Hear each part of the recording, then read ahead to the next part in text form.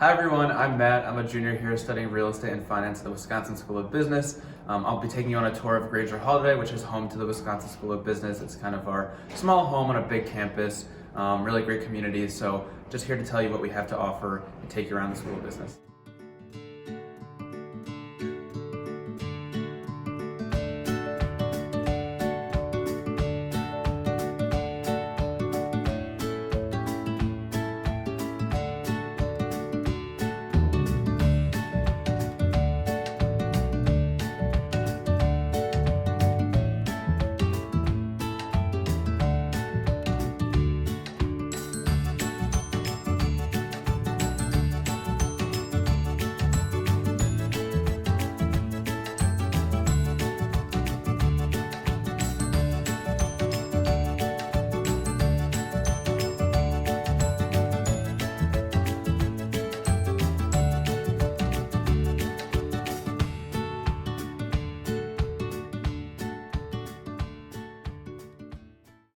Welcome to the Learning Commons. This is our newly renovated business library here in the undergraduate wing of Grainger Hall. Really nice space for students to study in. It facilitates group work, which is awesome. All the seating arrangements are completely mobile. Each seating place actually has at least 2 outlets, which is great during final season and things like that when you're plugging in all your devices. This space was finished in May of 2018, so it's awesome to have this kind of high-tech and collaborative area to learn. It's 3 floors. The first floor is more of your digital learning environment, which we'll see in a minute. This is the second floor, more of your collaborative learning space. So as I mentioned, collaboration is a big thing here. You'll be doing a lot of group work, so really great to have a space that facilitates that group work as well. You might have some classes in these classrooms over here, which students and faculty really enjoy because they're fully equipped with any of the technology and facilities that they would need to teach in a cutting-edge business program. This is the first floor of Learning Commons, more of our digital learning space. So to my right, there's a computer lab and a digital print center, and behind me, you will see the Finance and Analytics Lab, which was sort of the impetus for this whole renovation project of the Business Learning Commons. So this space is actually designed by one of our generous alumni who funded the project as well, and he designed this space to actually mimic the design of this hedge fund trading floor out in New York City. And he'll actually fly back once a week during the fall semester to teach a class in this space for our upper level finance students.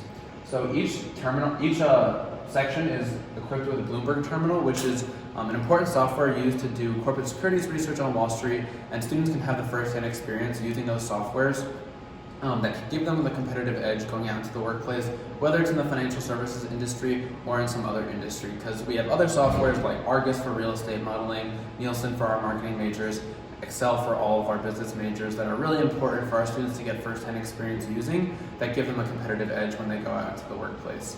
And his investment, that specific alumni to the school, is kind of indicative of the student and the alumni interactions that we have and our alumni investment back into the school. And it's really great to be in a place where the alumni are so invested in the program when they're even 30 years graduated from the undergraduate program, and in making sure that students are equipped to go out into the workplace. This is the West Atrium, kind of the heart of the undergraduate wing of the Wisconsin School of Business and Grainger Hall.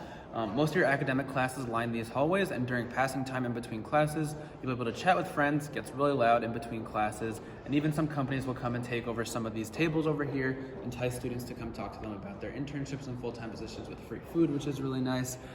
This is also kind of a neat stopping point just because it's a cool view. If you look up, this is the second tallest atrium in the state of Wisconsin, second to only the Capitol building just a mile up the road. This is what a typical classroom looks like in the Wisconsin School of Business. Really, the 30 to 40 students are what most of your classes here will be once you move out of some of those larger foundational business core courses. What's great about even those larger classes is that they're all taught by professors. None of our classes are taught by graduate students except for our discussion sessions, which are supplements to our larger lectures. So with those larger lectures, you'll have lecture twice a week with the professor, and then once a week you'll have a small discussion session with 20 to 30 students that's led by a graduate student TA. You don't go over any new material in those classes, you just rehash what went down in lecture that week, address any questions or concerns you might have. For some of those more quantitative courses, you might be doing some practice problems, and for courses with more group work, you might be meeting with your group and doing a group project in your discussion session. You have a lot of support outside of the classroom as well, with office hours held by both our graduate student TAs and our professors. They really want to support you through your process. If you're for some reason too intimidated to ask a question in a big classroom setting, they offer office hours and they make themselves accessible outside of the class for students whose schedules might not align with their specific office hours. We also offer additional support outside of class in our Business Learning Center, which is an additional tutoring service held by our graduate student TAs for some of our more quantitative courses, like our micro and macroeconomics courses, our accounting courses, and our finance courses as well, that allow students to do some more additional practice with those problems, meet with a graduate student, and kind of address any questions or concerns that they might have. We also offer 20+ free tutoring services across campus for some of our other courses outside of the business school, as well as our writing center. So as a business student, you're going to be doing a lot of writing as well, and the writing center is a great resource for you to hone in on your writing skills and make those as good as possible, so that you can get as good grades as possible and learn to better develop yourself in that sense as well. Welcome to the Career Engagement Studio. This is your one-stop shop for all things professional oriented as a student in the Wisconsin School of Business. As a student here, you're assigned a career coach who will help you through all your professional pursuits here, from anything from doing mock interviews to resume building, helping you prep for the career fair with elevator pitch practice, and then also all the way up until negotiating your full-time salary as a senior for your full-time position. They'll help you throughout your time here, and you're assigned based on your major and desired career path. If, for instance, you want to go to a specific region outside the Midwest or some area outside of the country, the career coach can help you find people and alumni in those markets and in the companies that you're interested in to help connect you with those positions as well.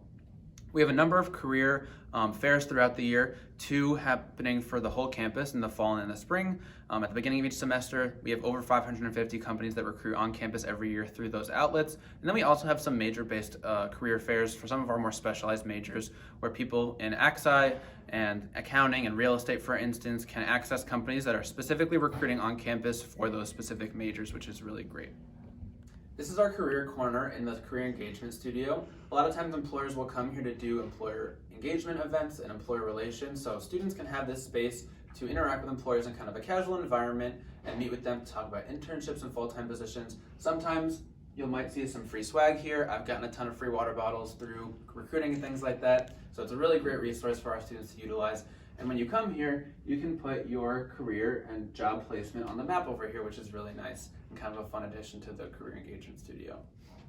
This is our interview center in Grainger Hall. We have 21 interview suites, which is really convenient for our students and employers, because oftentimes when employers come to the career fairs each semester, they'll stay on campus for a couple days and do first-round interviews here. As I said, it's convenient for students and employers because students can go to class, for instance, at 11 a.m., come do a quick interview just up on the 3rd floor of Grainger at 12:30, and then go right back down to class. About 70% of those recruiters who are coming back to recruit on campus are actually alumni, so it lowers the stakes a little bit for students. People are familiar with the space, gives them kind of that home court advantage, which is nice for our students, especially for those who are going through their first interviews ever. And it's just kind of a nice space that gets really popular during peak recruitment season. This is our undergraduate programs office here in the Wisconsin School of Business. This is home to our academic advising office as well as our international programs office. As an undergraduate student, you're assigned an academic advisor based on your major who will help you with all of your academic pursuits here, from creating your first semester schedule at your summer orientation and registration period, summer before your freshman year, all the way up to applying for graduation your senior year.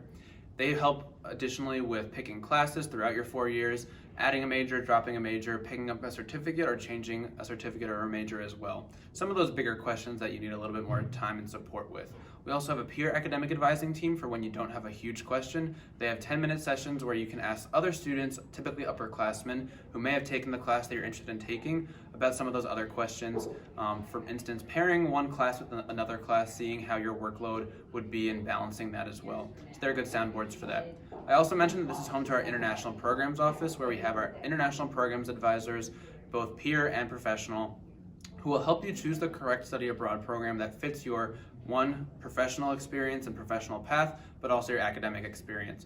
We have about 35 study abroad programs here in the business school, which is great because you know that you're getting the same education that you would be here in Madison, but in that home country. All those programs have been vetted by our faculty, and you can transfer that credit back to the business school, which is really nice. And if for some reason there isn't a program in the business school that you're interested in pursuing, you can also take advantage of our campus-wide international programs office as well. This is a leadership and involvement lounge where a lot of our BBA affiliated student organizations have their offices. We like to use the cheesy metaphor that if Grainger Hall were a home, this would be the living room.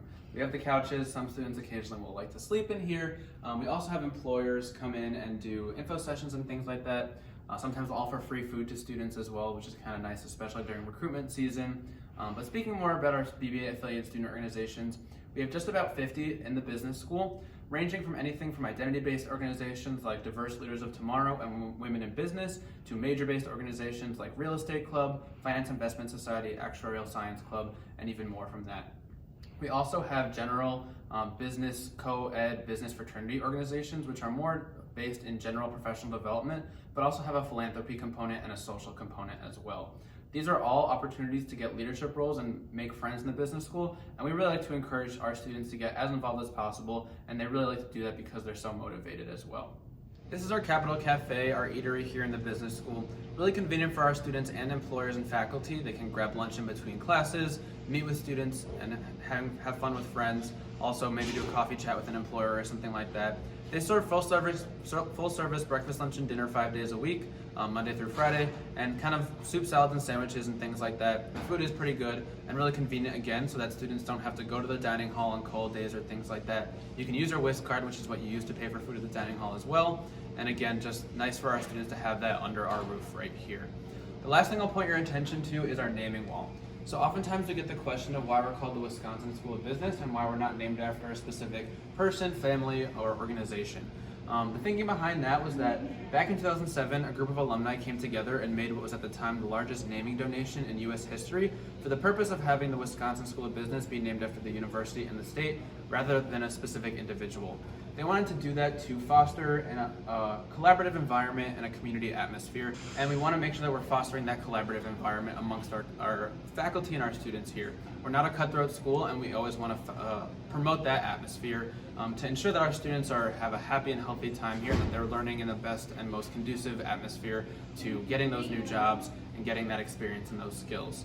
So they actually made that donation for 20 years for the purpose of having the naming rights be up for grabs again in 20 years, so that in 2027, hopefully another group of alumni will come together to make a similar donation, and then we can use that money to reinvest back into the school to continue to provide those resources to our students, whether it be through new course offerings, renovation of the buildings, new software and infrastructure, anything that will allow our students to gain that competitive edge going out into the workplace.